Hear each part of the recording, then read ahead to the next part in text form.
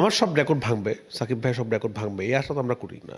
ভালো ছবি হলে 100 কোটি ক্লাবে হয়তো প্রবেশ করবে, বাট আরে ভাই রে ভাই, শাকিব খান এবং পরিচালক রায়হান রাফি সমস্ত রেকর্ড ভাঙবে নাকি আফরান নিশো, ঠিক তেমনটাই মন্তব্য করলেন পরিচালক রায়হান রাফি, যেটা আপনারা শুরুতে শুনেই ফেলেছেন।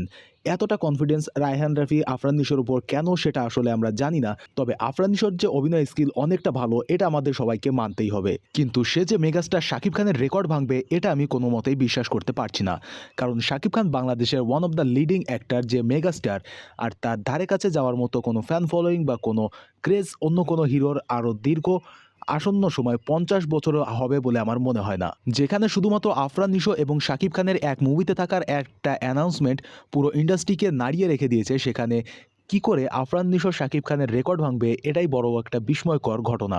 যেখানে ভক্তরা দুজনকে একসঙ্গে স্টেজে দেখতে চায় না, সেখানে শাকিব খানকে পেছনে ফেলে আফরান নিশোর সামনে এগিয়ে যাওয়াটা এটা অনেকটাই টাফ, বলবো না অসম্ভব। কারণ মেগাস্টার শাকিব খানকে কখনোই কোনো হিরো বা অ্যাক্টরের পেছনে পড়তে দেবে না সাকিবিয়ানরা। বাদবাকি আফরান নিশো শাকিবের রেকর্ড ভাঙার এই বিষয়টা আপনি কতটা কি যুক্তিযুক্ত মনে করেন অবশ্যই কমেন্টে জানিয়ে দেবেন।